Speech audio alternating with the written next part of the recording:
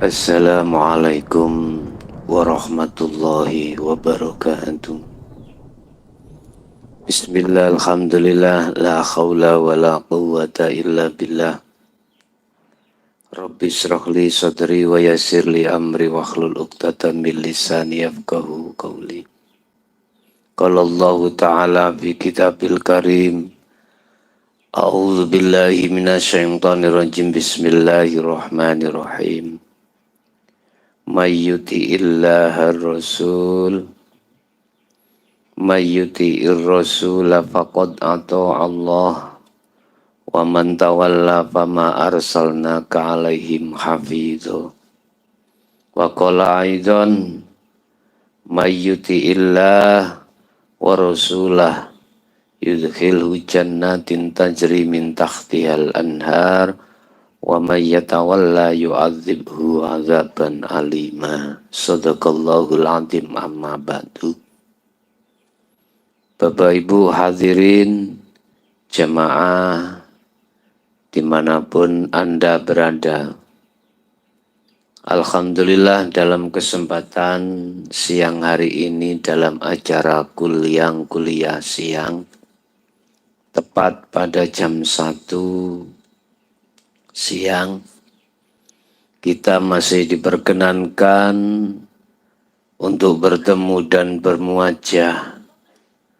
Mudah-mudahan apa pertemuan siang hari ini senantiasa disertai Allah hidayahnya sehingga menjadi satu ilmu yang bermanfaat bagi kita semuanya. Bapak Ibu hadirin sekalian yang kami hormati, untuk materi siang hari ini kami akan mencoba mengurai hikmah terhadap hati yang senantiasa berzikir pada Allah. Hikmah ketika saat hati senantiasa berzikir pada Allah. Apa yang kita petik, apa yang kita rasakan ketika hati senantiasa berzikir pada Allah, bukan lesan Bapak Ibu ya, hati. Di dalam zikirnya hati ada istilah sirun, ada istilah sirul asror. Ini yang dimaksud. Sesuai apa yang telah didhawuhkan Allah dalam satu ayat, Muhammad, senantiasalah kau dikala waktu pagi, siang, sore, malam selalu berzikir padanya. Dengan zikir yang tidak ada batasnya. Bapak Ibu, Allah akan meletakkan warid dalam satu hamba, hati hamba, manakala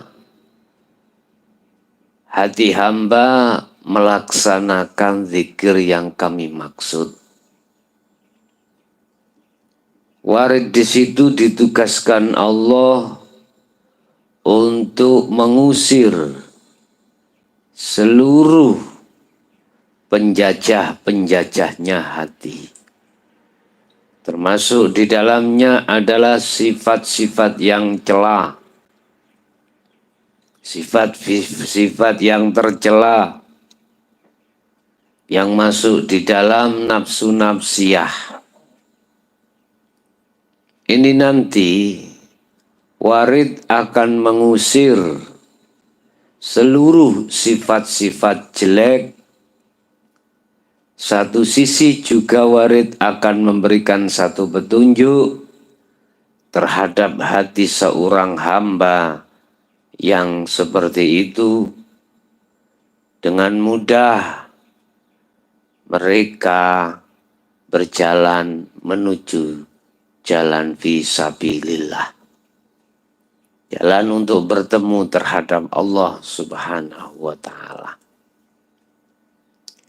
Inilah Bapak Ibu maksud daripada zikir yang kami bahas pada siang hari ini. Ketika saat penjajahnya hati itu pada keluar, maka disitulah hati akan dipasang Allah yang disebut cahaya nurullah untuk cahaya makrifat pada Allah. Hamba yang demikianlah Bapak Ibu yang dimaksud Allah dalam satu suratnya, yaitu surat Al-Fatah, surat yang ke-48 ayat 17. Mayyuti'illaha wa rasulahu, barang siapa yang taat terhadap utusannya, taat terhadap Allah dan Rasulnya. Taat pada Allah berarti apa? Ya, hati selalu bermunajat mengikuti hukum-hukum ilahiyah. Hati, saya katakan hati karena pandangan hakikat itu bukan jasad tapi hati. Wa rasulahu, dan taat terhadap utusannya. Utusan yang dimaksud di sini dari proses adalah itulah yang kami maksud guru akhirat. Dalam arti taat itu menjalankan apa fatwa-fatwa, pesan-pesan, atau perkara yang dilarang dan perkara yang diperintahkan terhadap kita sebagai murid. Senantiasa kita menjalankan apa yang menjadikan lampu-lampu di situ. Ada lampu merah, larangan, begini-begini, kita tinggalkan. Ada lampu hijau, begini-begini, kita jalankan. Lah, konteksnya apa? Ajaran Rasul itu satu paket dengan apa yang kami maksud taat pada Allah. Tidak ada Rasul memerintahkan supaya dirimu itu menjadi orang yang kaya raya, tidak ada. Pun juga tidak pernah seorang Rasul memerintahkan dirimu sebagai orang yang sakti mandraguna, juga tidak pernah. Seorang Rasul diperintahkan Allah untuk membawa risalah yang isinya risalah mengajak hati untuk senantiasa menuju dan bertemu Allah Subhanahu wa ta'ala. Dengan begitu, maka sesembahannya itu benar, tidak di atas jalur yang batil. Bapak Ibu, siapapun bila mana mengaku dirinya Rasul, tetapi memerintahkan yang bukan risalahnya, itu tidak benar. Barang siapa yang taat terhadap Allah Tuhan dan utusan Tuhan, ya, kalau bahasa Orang Islam berarti Nabi Muhammad. Kalau bahasa orang Nasrani berarti Nabi Isa atau Yesus, disebut Yesus itu ya. Dia statusnya sebagai utusan Tuhan yang membawa risalah, yang menjadikan hati penuh dengan penerangan keluar dari kegelapan. Ini statusnya, Pak ya. Barang siapa mengikuti itu, yudkhilhu, maka Allah akan memasukkan terhadap hamba tersebut kemana? Jannatin tajri min tahtihal anhar, yaitu surga yang di bawahnya banyak air mengalir. Bapak Ibu, maksudnya apa sih ini? Siapapun Anda, manakala hatimu berlaku selalu berzikir pada Allah, hatimu, jiwamu, ruhmu akan menjadi damai, akan menjadi tenang, akan menjadi tentram. Ketentraman itulah yang dimaksud jannatin. Ya, beberapa surga. Hatimu tidak mengenal khauf, tidak mengenal khawatir, tidak mengenal takut, tidak mengenal apapun yang sifatnya itu adalah susah, tidak akan. Sekalipun baik tempat makan, tempat itu makan itu, tempat atau zaman, masa, itu yang kurang berkenan miturut manusiawiyah, seperti halnya saat ini. Aku yakin panjenengan sedoyo semua Anda tidak mengenal, tidak berkenan adanya COVID-19 atau lebih dikenal sebagai virus corona. Tetapi bagi mereka hamba Allah yang senantiasa hatinya berzikir, tidak akan ngefek, tidak akan takut. Sekalipun istrinya pilek, istrinya greges, dia pun tidak akan meninggalkannya. Tetap dia peluk, tetap dia sayang. Begitu juga suaminya keadaan sakit, dia pun tidak akan goyah manakala hati selalu berzikir pada Allah Subhanahu wa Ta'ala. Karena yang saya maksud zikir di sini tidak diucapkan di lisan, tetapi yang kami maksud zikir di sini adalah merasakan adanya hidup Tuhan yang menguasai semua apa yang terjadi. Allah pun sudah menetapkan, Tuhan pun sudah menetapkan sebelum COVID-19 itu diturunkan di bumi, Tuhan pun sudah menetapkan siapa di antara kita yang akan dihinggapi. Sebab virus itu juga makhluk. Makhluk olehnya bekerja itu dengan sebab karena ada perintah yang memerintahkan. Itulah Tuhan yang Maha Esa. Tuhan pun tidak akan pernah keliru. Tuhan pun tidak akan pernah ngawur. Dan Tuhan pun akan memberikan hal itu terhadap siapapun yang dikehendaki. Satu pertanyaan, apakah itu hanya diberikan oleh ahli hijab saja? Apakah ahli syuhud juga diberikan?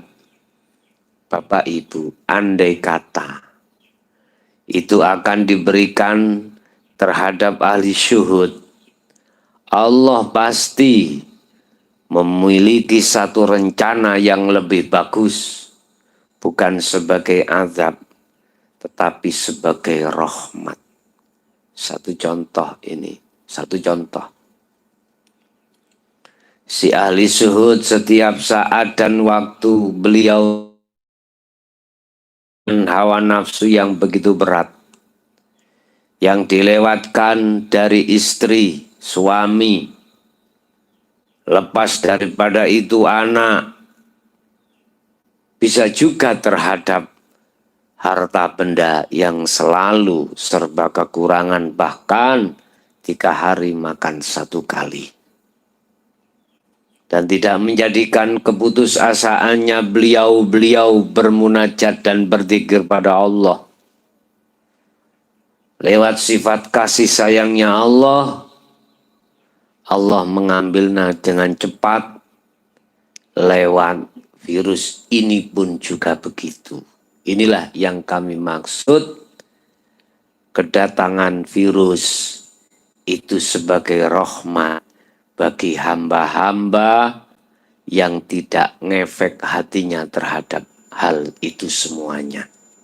Tetapi manakala ini diberikan terhadap ahli hijab, pasti Bapak Ibu, kebalikan situasi daripada ahli syuhud, pasti dia akan gonjang ganjing hatinya. Kenapa? Karena mereka yang paling mereka takuti adalah kematian. Sehingga mengapa mereka sangat takut itu semuanya? Karena itu tadi, karena mereka takut kematian. Mengapa mereka takut dengan satu kematian? Padahal kullu nafsin dha'iqatul maut. Setiap yang bernafas pasti mengalami satu kematian. Mengapa? Karena mereka hakikatnya tidak tahu jalannya kematian menuju Allah. Wa inna ilaihi raji'un. Satu. Yang kedua, dia khawatir bojone si ayu rek, si enom, si kinclong, ya. Harta bendane masih banyak, terus piye ketok-ketok ngono lho Pak ya. Mana istriku, mana anakku, mana hartaku, mobilku, pabrikku. Wis. Ya itu nanti yang akan menjadi bengok ketika nazak itu di situ Bapak Ibu. Takut. Coba kalau dia tidak takut. Coba kalau dia tahu jalan menuju kematian, dia akan pernah takut. Ibarat kita bepergian satu tempat. Tempatnya kita tidak tahu, jalan menuju alamat pun tidak tahu. Dan kita tidak tahu alamatnya. Ditambah lagi mata kita buta dan tidak ada yang menuntun kita. Bagaimana kita dipaksa untuk ke sana? Takut apa mboten? Jawaban takut apa mboten? Ya jelas. Suasana gelap karena mata kita buta, jalan tidak tahu, alamat apa lagi? Subhanallah. Secara otomatis hatimu itu guncang Bapak Ibu. Aku melaku nang ngarep iki ana gak ngecaki ndase ula. Gak ngecaki garangan kira-kira. Wong gak ngecaki jurang kira-kira. Loh di situ loh Pak. Coba kau berangkat tahu tempatnya, jalannya juga begitu, matamu tidak buta. Apalagi ada yang mengiringi, mengiringi kiwa tengen bidadari. Lo sayang kulunal ladina qalu udkhuluha bisalamin aminin. Jelas Pak, kiwa tengenmu iku malaikat selalu mengiting bureni. Mengiting bureni. Mengiting apa? mengikuti, membuntuti, mengikuti burine, mengikuti belakangan. Masa ngono, ya wis terjemahan dhewe. Mengiringi, selalu mengiringi dia di belakangnya, mengiringi. Kau ono ning ngarepe, ning kiwa tengen burine. Ya gak wani ning ngarepean, Pak. Suladab. Mengikuti kekasih Allah. Allah dawuh malaikat, jemputan kekasihku kae. Nah, saya gulunalan podo dawuh. Alladzina nang kekasih-kekasih mang. Qalu padha ngucap sapa malaikat. Udkhuluha, monggo jenengan mlebet. Monggo daharane pun siap. Ya, coba jenengan nek mertamu nang ngene siji rumahnya orang, terus yang punya rumah, monggo pangestu, monggo saya mlebet. Daharane pun disiapke. Udkhuluha bisalamin aminin, masukmu iku dengan keadaan aman, Pak. Gak ono sing dikhawatirkan. Jadi malaikat menyambut dikongkon mlebu ing jero iku ya nek umpama digambarno cara basa donya. Iku di situ itu ada bidadari yang roke cekak-cekak, Pak. Begitu sampean mlebu langsung ilere tlenong. Makanya didhawuh nih, kalau seorang hamba kekasih iku meninggal dunia, lekas makamkan. Karena apa? Jadi gak boleh dilama-lamain gitu loh. Karena dia lekas pingin jumpa sang kekasih. Jenengan mawon pada waktu pacaran ya semayan mening bengi ra iso turu. Bengi gak bisa tidur. Kapan ndang teko, kapan ndang esuk wis nang. Kate ketemu kekasih iki padha menungsone padahal. Padha nek awak dhewe arep budal mancing lho Pak, bengi wis budal jam piro? Jam 3 wis. Bengi ora iso turu kok. Ndang nang lokasi ndang setrek ngono. Padha jane ngono wis kadoh. Malaikat pada menjemput, disuruh Allah, malaikat ya monggo Tuhan jemputin kekasih-kekasihku kae. Ya udah. Sampai sebagian kaul dikatakan ketika saat sakaratul mautnya kekasih Allah, malaikat kongkon nyisih minggir tak jabuti dewi. Allah ngaten. Tak jabuti iki, ada satu makalah seperti itu. Tapi nek sing mati kumang ahli hijab, Gusti Allah malah malaikat ocok-ocokan ngono. Bahasane Jawa ngoten, disiksa. Makanya ada dua momen orang meninggal. Ketika dia meninggal, dia itu didatangi seorang yang menyeramkan. Sampai wedi mecicil, ana wong mati sampai mecicil saking wedine. Nguasiku. Ada orang yang meninggal momennya senyum. Karena yang dilihat, yang metuis dirinya, menemui dirinya itu malaikat yang memang diutus Allah. Malaikat itu menyenangkan hati. Siapa mereka yang mengalami momen seperti itu Bapak Ibu? Adalah kekasih Allah, termasuk di dalamnya syuhada wassalihin. Itu Pak ya. Senyum, aja heran senyum. Urusan rogo hancur apa gak itu bukan bahasan. Bukan, ya. Jadi mereka yang menjadi kekasih Allah itulah ketika saat di dunia menghadapi situasi apapun tidak ngefek, itu maksud di jannatin tajri min tahtiyal anhar. Tapi wa may yatawalla yu'adzibhu azaban aliman.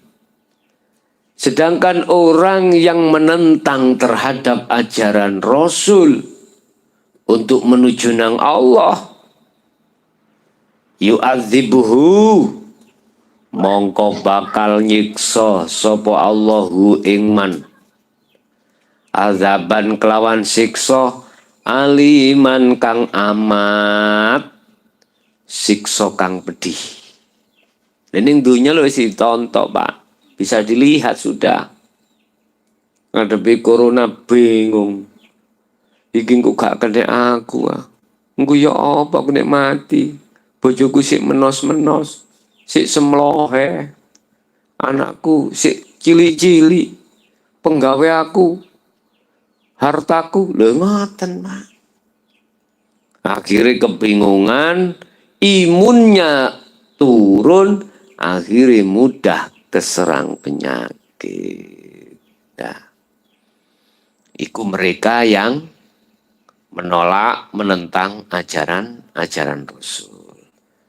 Dalam satu ayat lain surat An-Nisa, surat yang keempat ayat 80. A'udzubillahi minasyaitonirrajim.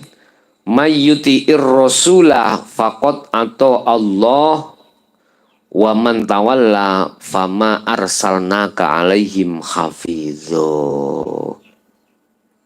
Barang siapa yang taat terhadap ajaran Rasul, ya faqad atau Allah, maka mereka dikatakan betul-betul taat pada Allah. Yang perlu saya tanyakan, ajaran Rasul itu ajaran yang bagaimana sih?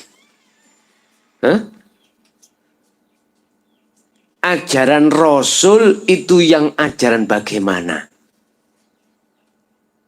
Mungkin besok akan kami bahas terkait asli nih ajaran Rasul itu bagaimana. Kita kan mau katanya. Sampai sekarang katanya dari mana? Dari rawi, diriwayatkan hadis, katanya dari Al-Quran, katanya. Masih di dalam Injil juga begitu. Sekarang katanya. Aslinya yang bagaimana? Ya besok akan kita bahas lebih luas terkait masalah ajaran Rasul itu aslinya yang bagaimana sih? Ini Anda kalau tidak mau membuka Al-Quranul Qadim tidak akan ketemu Bapak Ibu. Mungkin hanya satu saja secara singkat saya katakan. Ajaran Rasul itu ajaran yang hanya mengajak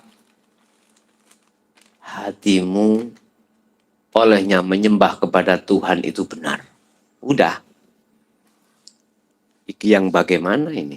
Nanti secara luas besok bisa kita bahas secara mendetail.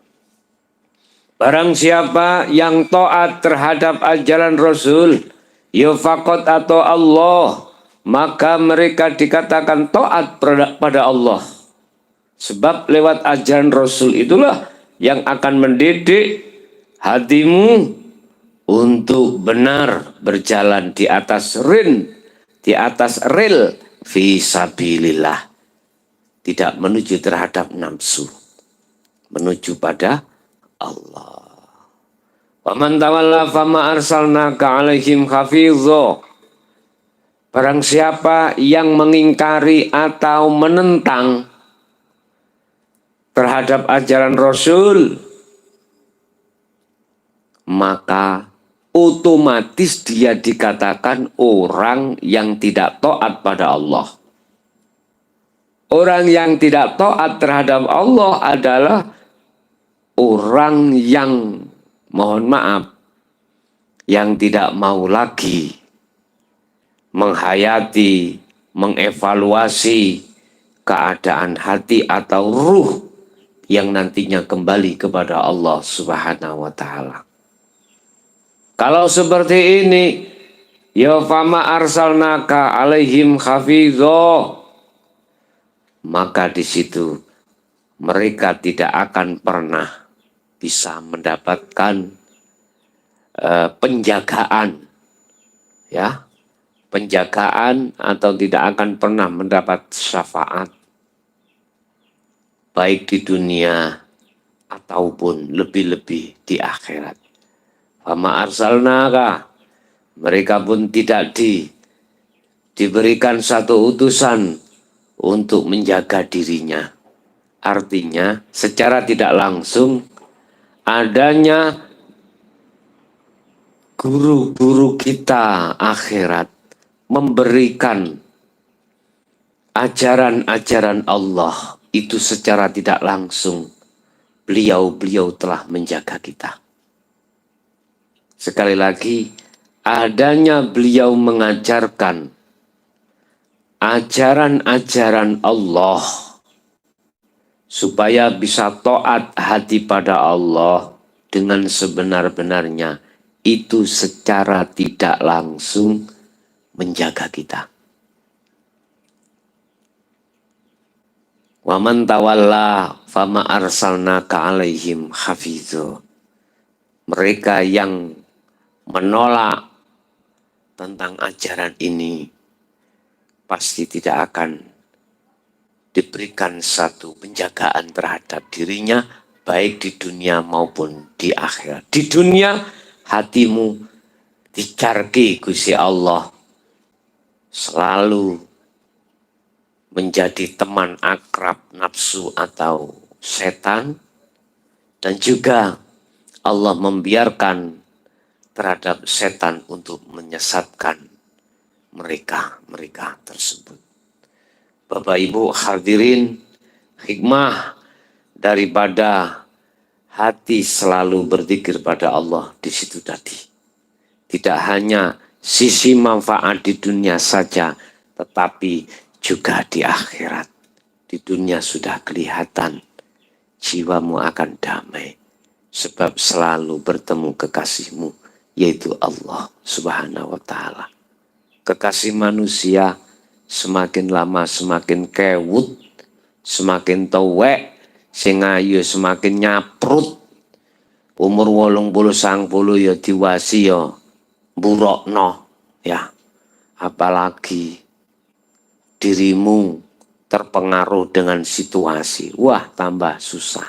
Tetapi coba, kalau yang kau jadikan hatimu adalah Allah sebagai kekasihnya, wal akhirutu khairu wa abqa, kekal selama-lamanya.